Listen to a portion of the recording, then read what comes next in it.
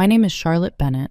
I'm 36 years old, and for most of my adult life, I worked in corporate operations.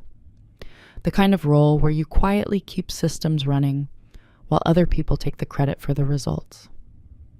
If you met me at the office back then, you probably would have described me the same way most people did. Calm, polite, reliable, maybe a little too quiet. The kind of person who takes notes in meetings instead of dominating them. The kind who remembers deadlines nobody else tracks.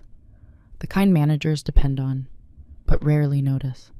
And that was the version of me my boss thought he understood. To him, I was dependable support staff. Someone good with details, but not someone who leads. Not someone who made decisions. Certainly not someone who belonged anywhere near management. In fact, one afternoon, during a performance review, he told me something I will never forget. He leaned back in his chair, folded his hands across his stomach, and said in a tone that sounded almost sympathetic, "Charlotte, you're excellent at what you do, but management just isn't where your strengths are." He said it like a kindness, like he was saving me from disappointment, like he had already studied the entire map of my future, and for a moment, I almost believed him. But this story isn't about revenge. There was no dramatic confrontation, no shouting in hallways, no triumphant speeches. What happened instead was much quieter. 3 weeks after that conversation, another company offered me a director position, and when they made the offer, they asked me a question I wasn't expecting. They asked if my current team would want to follow me. What makes this story interesting isn't the job offer itself. It's everything that happened before it. Because the truth is, the moment my boss told me I could never work in management, something inside me changed. Not loudly, not visibly, but permanently. This is the story of what people assume when you're quiet, what they overlook when they underestimate you, and what can happen when someone decides to stop explaining themselves. I'm not telling this story to embarrass anyone. Time has a way of softening things, but I am telling it honestly. Because sometimes the most powerful turning points in life don't look like victories at all. Sometimes they just look like a quiet person listening carefully and saying almost nothing. So before I tell you how all of this started, I want to ask you something. Have you ever had someone decide who you were before you had the chance to show them who you could become? When people think about how careers begin, they usually imagine ambition, big plans, clear goals, confident people climbing obvious ladders. My career didn't start like that. When I joined Harper & Cole Consulting 8 years ago, I wasn't trying to climb anything. I was simply trying to be good at my job. The position was called Operations Coordinator, which in practical terms meant I was the person who made sure everything behind the scenes actually worked.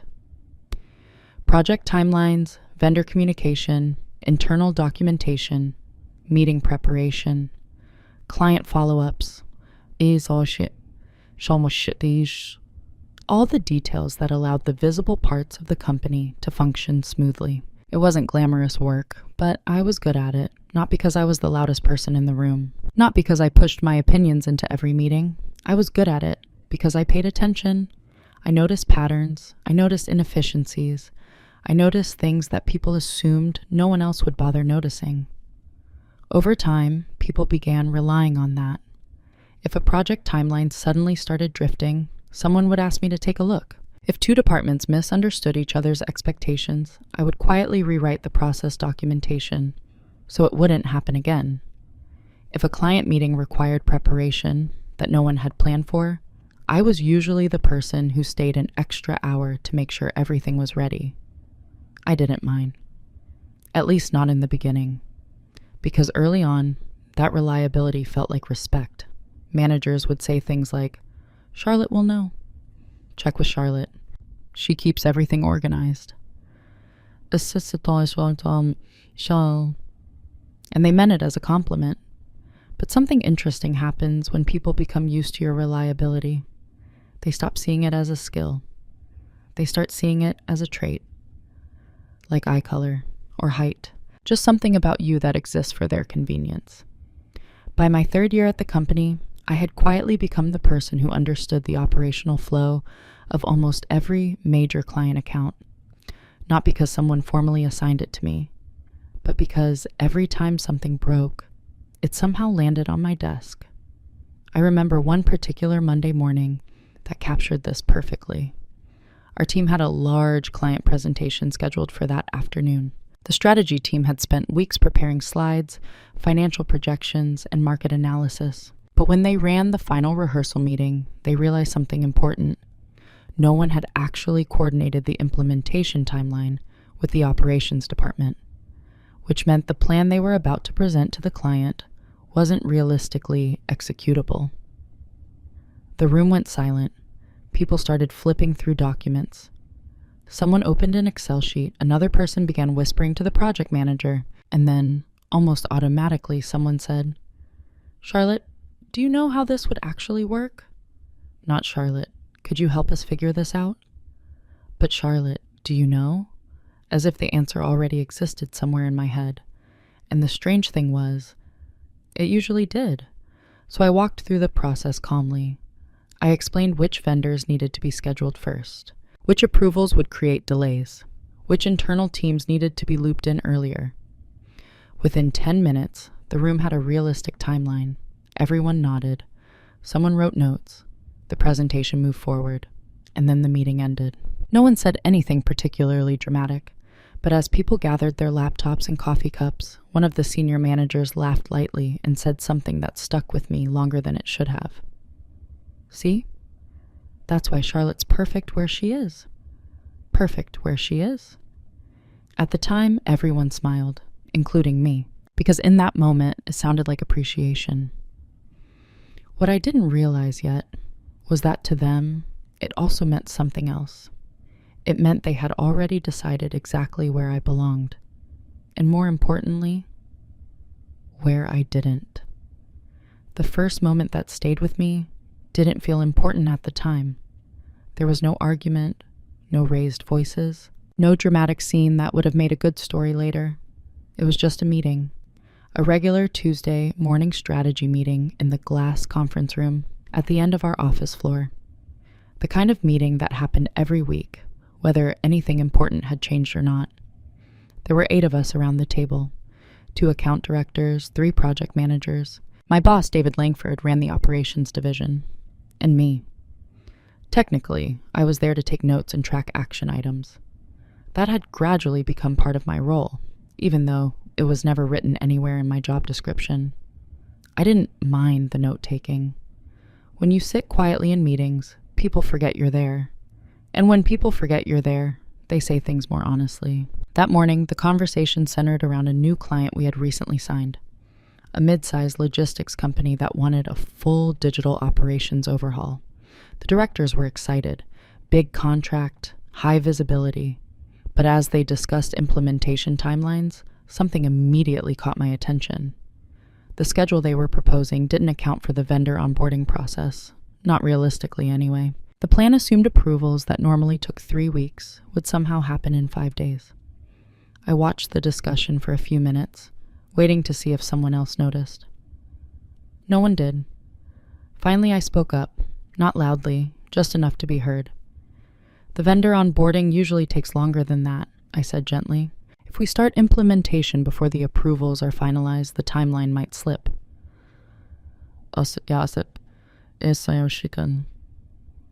The room paused for half a second, not in disagreement, just in that brief moment when people register that someone new has entered the conversation. One of the directors glanced toward me, then back to the presentation screen. Before he could respond, David spoke. He smiled, the polite managerial smile he used when redirecting conversations. "That's all right, Charlotte," he said. "This part is more strategic. We'll sort out the operational details later." The conversation moved on immediately. No one seemed bothered, no one challenged him. But something about the phrasing stuck with me. More strategic. As if operations existed in a completely different category. As if understanding how something actually worked had nothing to do with deciding whether it would work. I didn't say anything else for the rest of the meeting. Instead, I wrote down the action items like I always did. Timeline draft, client follow-up, internal resource planning, and next to the implementation schedule, I added a small private note in the margin of my notebook. vendor approval delay is likely. 3 weeks later, the exact issue I had mentioned happened. The approvals took 22 days. The timeline slipped. Everyone acted surprised. Another meeting was called. Adjustments were made. A new schedule was created. No one blamed anyone. But no one mentioned that the risk had been pointed out earlier either. And that was the moment something subtle settled into my mind. Not resentment, not frustration, just a quiet realization. In that room, my role wasn't to shape decisions. My role was to support decisions that had already been made. Even when those decisions were incomplete, even when the problems were visible. I remember walking back to my desk after the rescheduling meeting and thinking something strangely calm. Not angry, just observant. So that's how this works. And once you see something like that clearly, it's difficult to unsee it. After a while, small moments like that stop feeling unusual. They start feeling normal.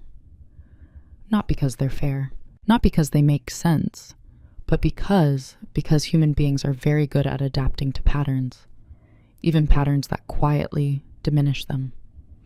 Over the next couple of years, the same dynamic repeated itself often enough that I stopped expecting anything different. Meetings would happen, strategies would be discussed, timelines would be drafted, and every so often, I would notice a detail that didn't quite align with how things actually worked. Sometimes I mentioned it, sometimes I didn't. The response was almost always the same. Polite acknowledgement, then a gentle redirection. Good point, Charlotte. Let's circle back to that later. We're focusing on the bigger picture right now. The interesting thing about those phrases is that they don't sound dismissive on the surface. They sound reasonable, supportive even. But over time, they create a quiet boundary around you. A boundary that says, your insights are useful, but only within a certain lane. And my lane, apparently, was execution. I was the person who made plans work after they had already been decided, which meant that when things did go wrong, and they occasionally did, I was also the person who quietly fixed them. There was one project in particular that illustrated this pattern perfectly. A retail client had hired us to redesign their inventory management system. The proposal looked great on paper, and the sales team was excited about the revenue it would generate. But when the project actually began, a few complications surfaced. Their warehouse software was older than expected. Their vendor integrations were incomplete. And several of their internal processes existed only in the heads of longtime employees. None of this had been captured in the initial strategy. So the project started drifting, deadlines slipped, tasks were delayed. Eventually, the project manager came to my desk, late one afternoon, with a tired look on his face. Charlotte, he said, lowering his voice slightly. Can you help me figure out why this timeline keeps falling apart? I pulled up the project documentation and began asking questions. Within half an hour, we had identified the issue.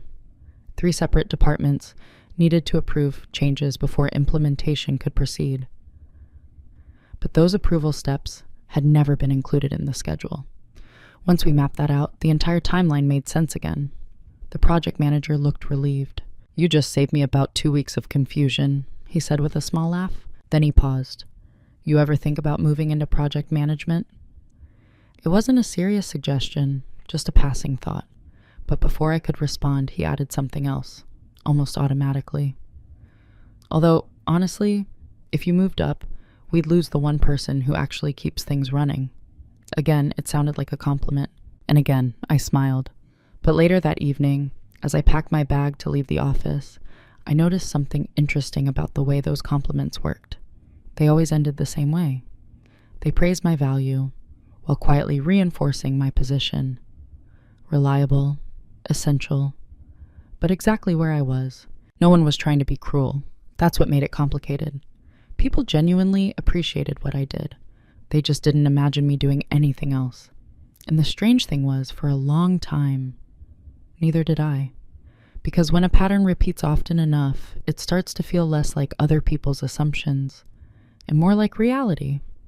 At least, that's what I believed then. By the 5th year of my time at Harper & Cole, something had become very clear. Not because anyone said it directly, but because every day, in small ways, the same message repeated itself. People had already decided who I was inside the company, and more importantly, what role I was expected to play. If you've ever worked inside a stable corporate team for long enough, you'll recognize what I mean. Every workplace eventually forms an unspoken ecosystem. There's the visionary, the loud strategist, the charismatic client-facing leader, the skeptic who challenges everything. And then there are the people who hold the structure together quietly, the reliable ones, the people who catch mistakes before they become disasters, the people who know where every document lives, how every workflow connects, and which problems are likely to appear 2 weeks before anyone else sees them. That was me. I was the person who made things work. And for a long time, that role suited me. I didn't need recognition to feel satisfied with my work. Solving problems quietly had its own kind of reward. There was something almost peaceful about watching chaos settle into order because you had adjusted the right pieces behind the scenes. But over time, something subtle started to bother me. Not the work itself, the assumptions surrounding it. For example, whenever leadership meetings happened, I was often invited to attend, but the invitation was always framed the same way. Charlotte, can you join us to help keep track of the action items? Not, Charlotte, we'd like your input. And during those meetings, I noticed something interesting. Many of the strategic discussions revolved around operational realities. Timelines, resources, implementation barriers, staffing capacity, things I understood deeply. But when those topics came up, the conversation would still circle around the same voices: directors, senior consultants, people whose authority came from their titles rather than their familiarity with how the systems actually worked. I would sit there listening quietly, sometimes holding the exact piece of information that could clarify the discussion immediately. And sometimes I would offer it, but the responses rarely changed. That's helpful context. We'll take that into consideration. Then the conversation would return to its original direction. It wasn't hostile, just contained, as if my contributions were pieces of information rather than pieces of leadership. One afternoon, I overheard a conversation that made this dynamic even clearer. Two managers were talking near the coffee machine, not realizing I was sitting a few desks away finishing an email. They were discussing staffing for an upcoming expansion project. One of them said, almost casually, "Honestly, if Charlotte ever left, we'd be in serious trouble." The other nodded. "Yeah, she's the glue around here." There was a pause. Then the first manager added something that sounded almost like reassurance. "But she's not going anywhere. People like her usually stay where they're comfortable." I didn't react. I simply kept typing the email I was working on. But that sentence stayed with me the rest of the day. People like her. It wasn't meant as an insult. In fact, in their minds, it probably sounded respectful. But the assumption inside it was unmistakable. I was dependable, stable, predictable, someone who maintained the structure rather than someone who reshaped it. And the more I thought about it, the more I realized something strange. No one had officially assigned me that identity. There was no formal decision, no policy, just years of quiet reinforcement, compliments that doubled as boundaries, responsibilities that never expanded upward, expectations that settled gently around me like a frame, until eventually everyone, including me, began acting as if that frame had always been there. What I didn't know yet was that something was about to happen that would make that invisible frame suddenly impossible to ignore. The moment everything began to change didn't look dramatic. There was no argument, no sudden realization that felt like lightning striking. It happened on a quiet Thursday afternoon during what was supposed to be a routine performance review. Every 6 months, Harper & Cole scheduled formal one-on-one evaluations between managers and their team members. The meetings were usually predictable. We discussed recent projects, reviewed feedback from colleagues, and talked about goals for the next quarter. I walked into David Langford's office, expecting exactly that. David had always been polite with me, professional, never rude. In many ways, he was the kind of manager people appreciated, calm, organized, rarely emotional. His office overlooked the river, and sunlight filtered through the tall windows behind his desk. He motioned for me to sit in the chair across from him while he opened a folder on his laptop. "Charlotte," he began, "first of all, I want to say how much we value the stability you bring to the operations team." That word again. "Stability," he continued. "You're one of the most dependable people in the department. Everyone knows that if something complicated needs to be organized or corrected, you're the person who can handle it." I nodded politely. None of this surprised me. Then he asked the standard question, "Where do you see yourself growing over the next few years?" For a moment, I hesitated, not because I didn't have an answer, but because I hadn't said it out loud before. Still, something about the quiet in that room made honesty feel appropriate. "I've been thinking about moving toward management," I said calmly. "Something closer to operations leadership or team coordination." David leaned back slightly in his chair, not sharply, just enough that I noticed the shift. He folded his hands together and looked at me with an expression that I would later recognize as carefully diplomatic. Then he spoke. "Charlotte, you're excellent at what you do," he said slowly. There was a pause. "But management just isn't where your strengths are." He said it gently, almost kindly. "Leadership roles require a certain presence," he continued, "a different type of communication style, the ability to guide people in a visible way." His tone wasn't critical. If anything, it sounded like he believed he was offering helpful guidance. "Your real value is in the structure you provide," he added. "You keep the operational side of this company functioning better than anyone else. That's a rare skill." I sat there quietly while he finished explaining. He wasn't trying to be cruel. In his mind, he was being honest, maybe even supportive. But something about the certainty in his voice made the moment feel strangely final, as if he had already evaluated every possible version of my future and eliminated the ones that didn't fit the version of me he understood. When the conversation ended, I thanked him for the feedback. We discussed a few training opportunities related to operations systems. He suggested I continue developing my process documentation skills. Then the meeting ended. I walked back to my desk, sat down, and opened the slim black notebook I carried everywhere. For a few minutes, I didn't write anything. I just looked at the blank page, not angry, not upset, just thinking.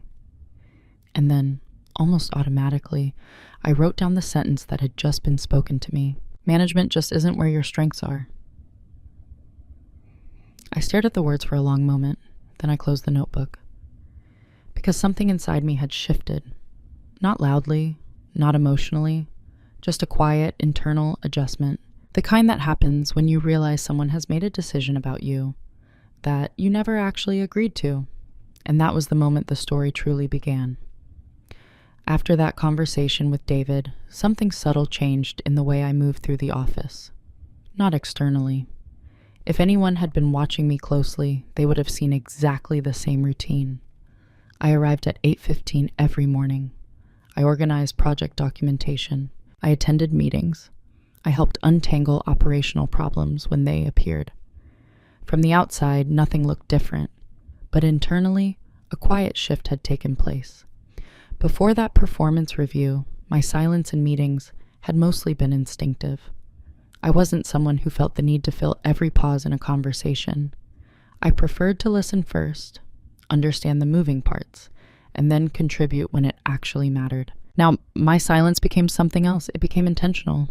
Because once David had explained with such calm certainty that management simply wasn't aligned with my strengths, I realized something interesting.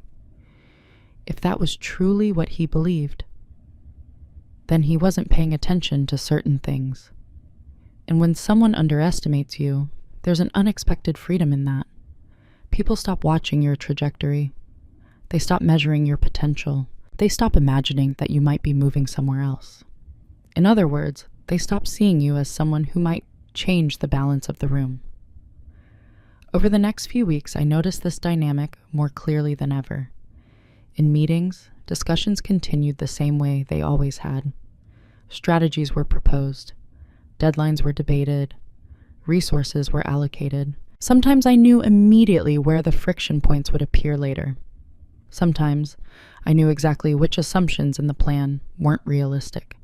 And sometimes I said nothing, not out of resentment, not out of stubbornness, but because I had started observing something important. When people believe they already understand your limits, they rarely question what you're quietly learning in the background. One afternoon during a cross-team planning meeting, a director was outlining a complex restructuring plan for several client accounts. The presentation sounded impressive, but as I followed the discussion, I noticed several operational dependencies that hadn't been considered. The restructuring would shift workloads between departments in ways that would require completely new reporting systems. No one mentioned that part. I could have pointed it out. In the past, I probably would have. Instead, I simply wrote a few notes in my notebook and continued listening. Across the table, David was nodding thoughtfully as the director explained the timeline. At one point, he glanced toward me and said casually, "Charlotte will help us sort out the operational pieces once we finalize the direction." Everyone nodded. Of course she will. That was the assumption. Charlotte takes the strategy and makes it work. And for the first time in years, I didn't feel the urge to correct that assumption. Because quietly, without announcing it to anyone, I had begun asking myself a different question. Not, how do I make this plan work? But, what would it look like to build the plan myself? The difference between those two questions is small on the surface, but internally, it changes everything. I didn't announce this shift. I didn't confront anyone. I simply started paying closer attention to see how decisions were made, to those who influenced those decisions. The company consistently struggled to solve these problems. And the more carefully I observed those patterns, the more I realized something that David, and many others, seemed to have overlooked. Understanding how systems function is actually very close to understanding how systems should be led. And once that thought settled in my mind, my quietness in meetings no longer felt like invisibility. It felt like space. Space to watch. Space to learn. Space to prepare in ways no one else seemed to notice. If you had asked anyone in the office during those weeks whether anything had changed about my behavior, they probably would have said no. Charlotte was still Charlotte. Still calm, still organized, still the person who knew where everything was and how everything connected. But what they didn't notice was where my attention had started to move. Before, most of my energy went toward fixing problems as they appeared. Now, I began studying the problems themselves, not just the operational details, the structure around them. Every company develops quiet pressure points over time, places where inefficiency, habit, or outdated assumptions create small, recurring failures. Most people only notice those problems when they explode into emergencies. But when your job is operations, you see them long before that. You see the patterns. Which clients always require last-minute adjustments? Which teams constantly work overtime because their planning process is flawed? Which approvals slow projects down because they pass through too many hands? For years, I had solved those issues one at a time. Now I started documenting them differently, not as isolated tasks, but as systems.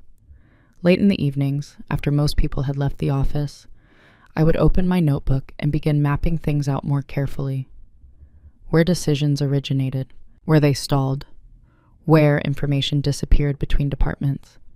The deeper I looked, the clearer something became. The company didn't actually struggle with execution. It struggled with coordination. Leadership made ambitious strategic decisions, but those decisions often ignored the operational reality underneath them. That gap created constant friction. Deadlines slipped. Projects became unnecessarily complicated. People worked harder than they needed to because the structure itself was inefficient. And once I saw that clearly, another realization followed. This wasn't just an operations issue. It was a leadership issue. Because the real role of leadership isn't simply choosing direction. It's building systems that allow that direction to work. That thought stayed quietly in the back of my mind as I continued my normal routine. But something else started happening too. I began learning things I had never paid attention to before. Not loudly, not through formal training programs, just quietly expanding my understanding of areas slightly outside my original role. I started reviewing the company's financial reporting models more closely, not because I needed to, but because financial priorities often reveal how decisions are actually made. I asked our HR partner a few questions about staffing structures and performance evaluation frameworks. Not as criticism, just curiosity. And occasionally, when senior managers discuss long-term client growth strategies, I listen differently. Not as someone responsible for implementation, but as someone imagining what the entire structure would look like if it were designed intentionally from the beginning. None of this attracted attention. From the outside, I was still the same dependable coordinator. I still solved operational problems when they appeared. I still prepared meeting documentation. I still helped teams organize complicated project timelines. If anything, people seemed even more comfortable relying on me. And because of that, I gained something quietly valuable: visibility without scrutiny. I could see how the organization functioned from almost every angle. Strategy discussions, operations adjustments, client feedback, internal friction between departments. Very few people in this company had access to that many perspectives at once. Most leaders only saw their specific domain. But operations sit at the intersection of everything. And over time, the picture that formed in my notebook became surprisingly clear. Not just what the company was doing, but what it could be doing better. I never announced these observations. I never tried to convince anyone I was ready for something bigger. Because after David's comment in that performance review, I had stopped trying to prove anything inside that building. Instead, I focused on something much quieter, understanding the system completely. And sometimes, when you understand a system deeply enough, you begin to realize something unexpected. You don't always need permission to lead it. Sometimes, you simply need the right moment. The moment of clarity didn't come from inside our company. It came from a conversation I almost didn't take. One evening, about 2 months after my performance review with David, I received a LinkedIn message from a recruiter. At first glance, it looked like the kind of message most professionals receive occasionally. Polite, slightly generic, and easy to ignore. "Hi Charlotte, I came across your profile and was impressed by your operational experience. I'm currently working with a growing consulting firm that's expanding its leadership team. Would you be open to a short conversation?" Normally I would have thanked them and declined, not because I lacked curiosity, but because I had spent years assuming my role at Harper & Cole was stable and long-term. It was familiar, predictable, safe. But that night, something about the timing made me pause. I thought about David's words during my review. Management just isn't where your strengths are. He had said it so confidently, as if the conclusion were obvious. So instead of declining the message, I wrote a simple reply. I'd be happy to have a short conversation. A few days later, I stepped outside during my lunch break and took the call from a quiet bench near the river. The recruiter introduced herself as Maya, and within the first 10 minutes, it became clear that this conversation felt different. She wasn't asking generic questions. She had studied my background carefully. "I noticed you've been involved in cross-department coordination on several large client accounts," she said. "Can you tell me how operational decisions are usually made in your current organization?" The question surprised me, not because it was difficult, but because no one had ever asked it that directly before. So I answered honestly. I explained how strategy and operations were often separated, how leadership set ambitious goals, but operational teams quietly adjusted the timelines afterward to make those goals possible. Maya listened carefully. Then she asked something else. "If you had the authority to design that structure differently, what would you change?" For a moment, I almost laughed. Not out of discomfort, just because the question touched on the exact thing I had been thinking about privately for weeks. I described the patterns I had noticed, where coordination failed, where decision-making slowed down projects, where communication between departments could be redesigned to prevent recurring delays. I wasn't trying to impress her. I was simply explaining what I had already mapped out in my notebook. When I finished, there was a brief pause on the line. Then, Maya said something that I didn't expect. "Charlotte, have you ever considered applying for a leadership role somewhere else?" I hesitated. "I've thought about it," I said carefully. She didn't sound surprised. "The reason I ask," she continued, "is because the company I'm working with is looking for someone to lead their operational strategy as they scale. They need someone who understands both execution and system design." She paused. "And based on what you just described, that sounds very close to what you already do." For a few seconds, I didn't say anything. Not because I didn't understand what she meant, but because hearing someone describe my work that way felt strangely unfamiliar. At Harper & Cole, my role had always been framed as support, execution, reliability. Here someone was describing the exact same abilities as leadership potential. The conversation lasted another 20 minutes. We discussed the company Maya represented, a fast-growing consulting firm that had recently expanded several of its client accounts and needed a stronger operational structure at the leadership level. Before the call ended, she asked if I would be open to an introductory conversation with their executive team. I told her I would think about it. That evening, I opened my notebook again. But this time, instead of studying internal patterns at Harper & Cole, I wrote something new at the top of a blank page. Director of Operations. What would I do differently? For the first time, I wasn't imagining improvements inside someone else's structure. I was imagining building one myself. And the strange thing was, the more I thought about it, the less impossible it seemed. Not because my confidence had suddenly changed, but because someone outside my company had quietly revealed something important, the difference between how I was perceived and what I was actually capable of. After my conversation with Maya, nothing in my daily routine changed, at least not visibly. I still arrived at the office a little after 8. I still organized project documentation. I still attended meetings where strategies were discussed as if operational realities would somehow arrange themselves afterward. But now there was something quietly different in the background. Possibility. Not the loud kind that pushes you to make dramatic decisions overnight.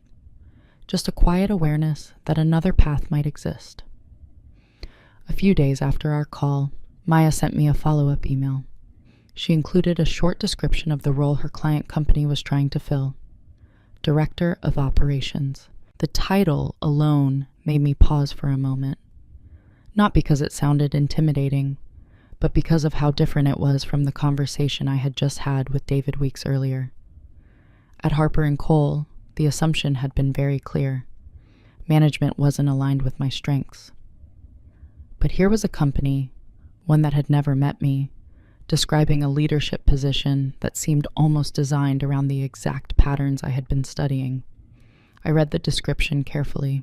They wanted someone who could align strategy with operational execution, design scalable systems across departments, coordinate between leadership and project teams, anticipate operational risks before they affect client delivery.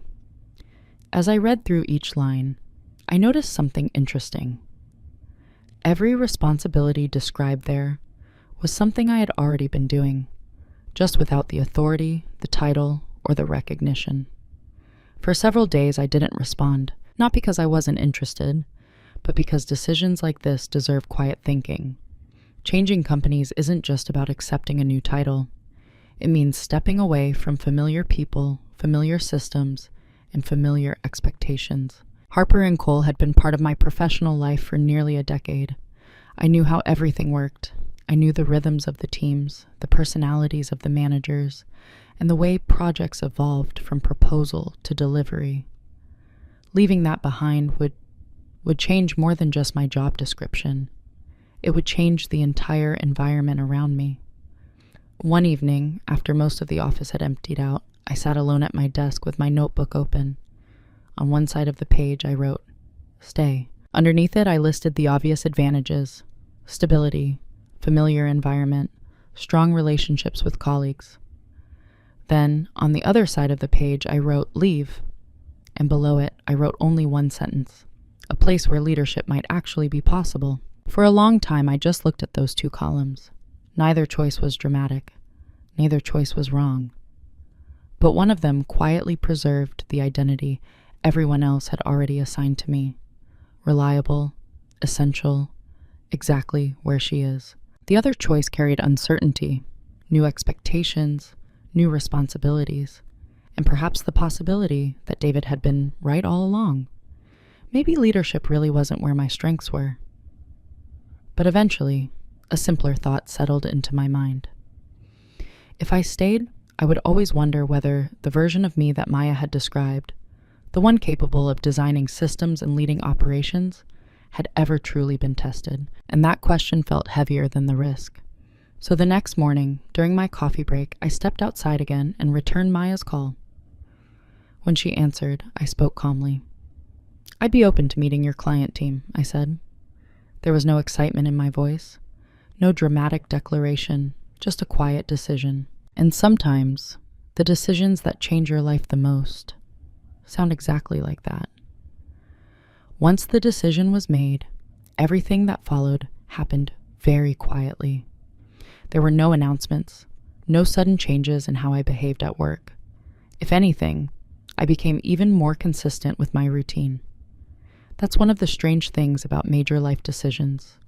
The outside world rarely notices them at the moment they happen. From the perspective of my colleagues, I was still the same Charlotte they had always known. I attended meetings, I organized project documentation, I answered questions when people needed help untangling operational issues. But in the background, something new had begun. Preparation. My first conversation with the executive team at Maya's company happened on a Tuesday evening after work. We spoke over video call for nearly an hour. They weren't looking for someone to simply manage existing systems. They were looking for someone who could build new ones. The company had grown quickly over the past few years, and the structure that had worked when they were smaller was starting to strain under the pressure of expansion. Projects overlapped. Communication between departments wasn't always clear. Operational processes that once felt flexible now felt chaotic. As they described these challenges, I found myself recognizing familiar patterns, the same kind of coordination gaps I had been studying at Harper & Cole. But this time, the conversation felt different. Instead of asking me to fix a small operational detail, they were asking a much broader question. How would you design the system so these problems don't keep repeating? And for the first time, I answered that question without limiting my thinking to the boundaries of someone else's decision. We talked about communication structures between leadership and project teams, about aligning client commitments with realistic operational timelines, about building processes that allowed growth without constant last-minute adjustments. It wasn't a dramatic interview. It felt more like a collaborative discussion. At the end of the call, one of the executives smiled and said something simple. "You think about operations the way we've been hoping someone would." After that conversation, there were 2 more meetings over the following weeks, each one focused on different aspects of the role: leadership style, team coordination, long-term operational strategy. Meanwhile, inside Harper & Cole, my daily routine continued exactly the same. David still relied on me to stabilize complicated projects. Directors still asked me to help adjust timelines after strategic decisions had already been made. Nothing about my behavior suggested I was preparing to leave. And in many ways, that was intentional, not out of secrecy, but out of respect. Until a decision became final, I didn't see any reason to disrupt the rhythm of the team around me. Then, about 3 weeks after my first call with Maya, something unexpected happened. She asked if we could speak briefly that afternoon. I stepped outside during my lunch break again, walking toward the same quiet bench near the river. When she picked up the phone, her voice carried a calm confidence. "Charlotte," she said, "the leadership team has finished their discussions." There was a short pause.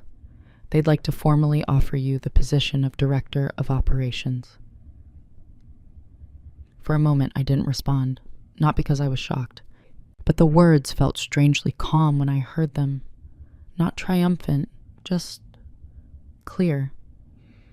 Then Maya added one more sentence, a sentence that changed the shape of the situation in a way I hadn't expected.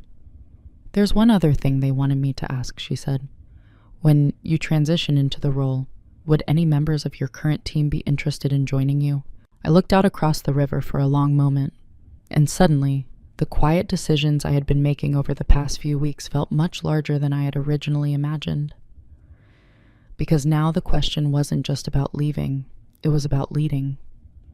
For the next few days after Maya's call, I didn't tell anyone. Not because I wanted to keep a secret, but because moments like that deserve space before they become announcements. The offer itself was generous. The role carried real authority, responsibility, and the chance to design operational systems from the ground up. It was everything David had calmly explained that wasn't aligned with my strengths. And yet, the feeling I experienced wasn't triumph. It was clarity. I spent several evenings reviewing the details of the offer: compensation, reporting structure, transition timeline. The company wanted me to begin in just over a month, which meant I would need to give notice soon. But Maya's final question stayed in the back of my mind. Would anyone from your current team want to follow you? I hadn't expected that part. Leadership isn't just about accepting a position. It's also about understanding whether people trust you enough to work beside you when the environment changes. And quietly, over the past several years, a few people on our team had developed that kind of trust with me, not through authority, through consistency. There was Evan, a project analyst who had joined the company 2 years earlier. He had a sharp mind for data, but often felt frustrated by the way decisions were made before operational realities were considered. And Lena, one of our implementation coordinators, who had once told me over lunch that she wished leadership would listen more closely to the teams actually delivering the work. Neither of them were unhappy people, but like me, they had noticed the patterns. Still, I didn't approach them immediately. First, I scheduled a meeting with David. It was the same office where we had held my performance review a few weeks earlier. The same view of the river, the same quiet afternoon light. He looked slightly surprised when I asked for the meeting, but he welcomed me in with his usual calm professionalism. "What's on your mind?" he asked. I sat down across from him, resting my notebook on my lap. "I wanted to let you know that I've accepted a new position," I said. For a moment he didn't react. Then he leaned forward slightly. "A new position?" "Yes," I replied. "Another consulting firm offered me a role leading their operational strategy." There was a short pause. "What kind of role?" he asked. I answered simply, "Director of Operations." The silence that followed was longer this time. Not uncomfortable, just unexpected. David looked at me carefully, as if recalibrating something in his mind. "I see," he said slowly. He didn't argue. He didn't question the decision. In many ways, he handled the news with the same professionalism he brought to every conversation. But there was a subtle shift in the room. A quiet realization is settling into place. The dependable operations coordinator he had known for years had just accepted a leadership position somewhere else. And as the news gradually spread through the office over the next couple of days, the atmosphere began changing in ways that were difficult to describe. People weren't upset, but they were unsettled. Not because I was leaving, but because my absence suddenly made them realize something they hadn't fully considered before. How many of the systems they relied on had quietly been held together by someone they had never imagined leading anything at all? And that realization was only the beginning. Once the news spread, the mood in the office changed, in ways that were subtle but noticeable. No one reacted dramatically. There were no angry meetings or emotional conversations in the hallways, but the questions started appearing almost immediately. The first came from one of the project managers, the morning after my conversation with David. He stopped by my desk and leaned against the edge of the partition. "I heard you're leaving," he said, sounding surprised. Is that true? I nodded. Yeah, I'll be transitioning out in a few weeks. He looked genuinely confused. Where are you going? Another consulting firm, I said calmly. They offered me a leadership role. Leadership? The word hung in the air for a moment, not skeptical, just unexpected.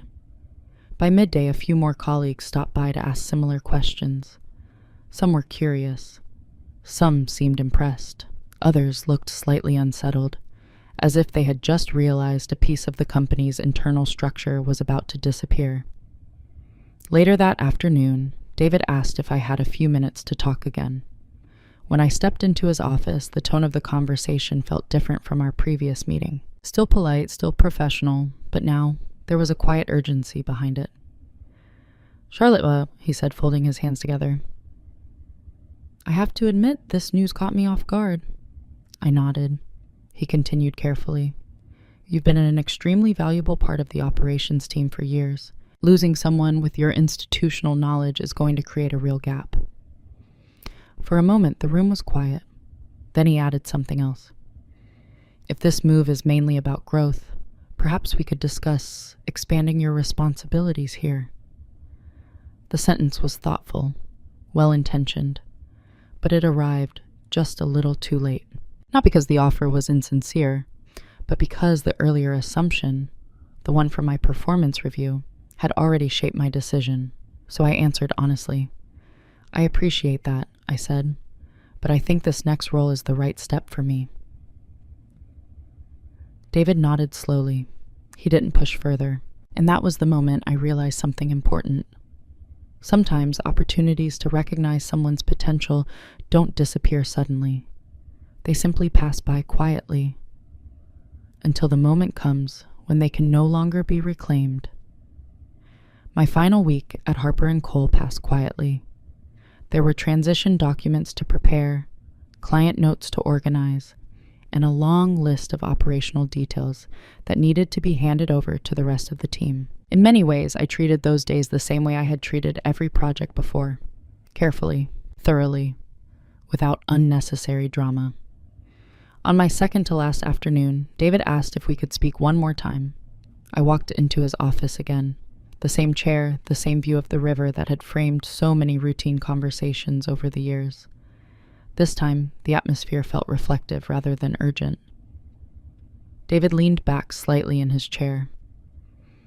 Charlotte, he said, I've been thinking about our conversation a few weeks ago. I knew which one he meant. The performance review. He continued slowly.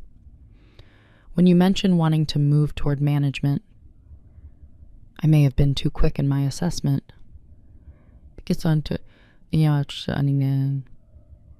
There was no defensiveness in his voice, just honesty.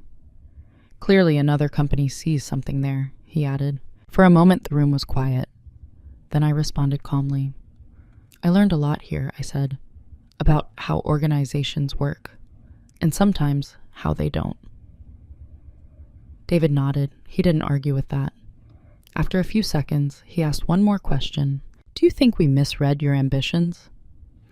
I thought about that for a moment, not because I wanted to be diplomatic, but because the answer deserved clarity.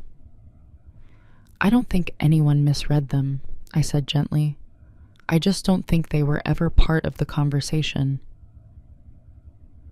The statement wasn't meant as criticism, just observation. David considered that quietly. Then he nodded once more. Fair enough, he said. There were no raised voices, no dramatic confrontation, just two professionals acknowledging a moment that had already passed. Sometimes the most meaningful confrontations happen exactly like that, calmly, after the outcome has already been decided.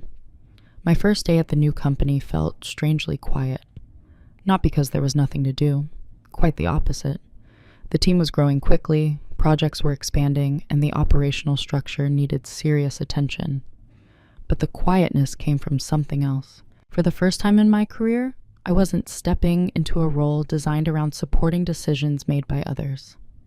I was stepping into a role where part of my responsibility was shaping those decisions. The title on my door said Director of Operations, but the real difference wasn't the title. It was the expectation. People came into my office asking questions that began with things like, "What do you think the best structure for this would be? How should we design this process before we scale it?" Not, "Can you fix this once it breaks?" It took a few weeks for that shift to feel natural. For years, I had trained myself to listen first and speak carefully when operational problems appeared. Now the role required something slightly different. Not louder confidence, just earlier involvement. The systems we began designing were the same kinds of structures I had been sketching in my notebook months earlier. Clear coordination between departments, realistic timelines tied directly to operational capacity, fewer last-minute corrections because the structure itself was stronger from the beginning. And something else happened that I hadn't expected. A few weeks after I started, Evan reached out. Then later, Lena. Both of them had heard about the transition and were curious about the new environment. Within a few months, they joined the company as well. Not because I asked them to follow me, but because they were looking for the same thing I had been looking for. A place where understanding how systems work is treated as a form of leadership, not just support. Looking back now, the most interesting part of the story isn't that someone once told me management wasn't aligned with my strengths. It's that way for a long time, and I quietly believed them. Until the moment I realized something simple. Sometimes the difference between being overlooked and being recognized is simply where you're standing. Looking back now, I don't tell this story as a story about proving anyone wrong. My former manager wasn't a villain. My colleagues weren't dismissive people. In fact, many of them were thoughtful professionals doing the best they could inside the structure they understood. What happened was much simpler than that. They saw me clearly, but only in the role they had become used to. Reliable, quiet, excellent at keeping things organized. And when people become comfortable with a certain version of you, they sometimes stop imagining that another version could exist. That isn't always intentional. It's just human nature. But this experience taught me something important about growth. Sometimes the biggest limitation in a career isn't skill or intelligence or opportunity. Sometimes it's the environment that first defines you. When people meet you in a specific role, they often build their expectations around that first impression. Over time, those expectations harden into assumptions, and eventually, those assumptions begin to shape the opportunities you're offered. That doesn't mean those people are malicious. It simply means they are familiar with the version of you they already know. The quiet lesson I took from this experience was this: you don't always have to argue with those assumptions. You don't always need to convince people they're wrong. Sometimes the most effective response is much quieter. You simply find the place where your abilities are seen differently, where the same skills that once kept you in the background become the reason you're invited to the front of the room. For me, that shift happened when I stopped trying to reshape other people's expectations and instead stepped into an environment where those expectations hadn't been written yet. And that small change ended up redefining my entire career. So I'm curious about something. Have you ever had a moment when someone underestimated your potential and it quietly pushed you to discover what you were actually capable of? Video hữu ích, hãy ấn like và đăng ký kênh để ủng hộ mình nhé. Chúng ta sẽ gặp nhau ở những video tiếp theo. Bye bye.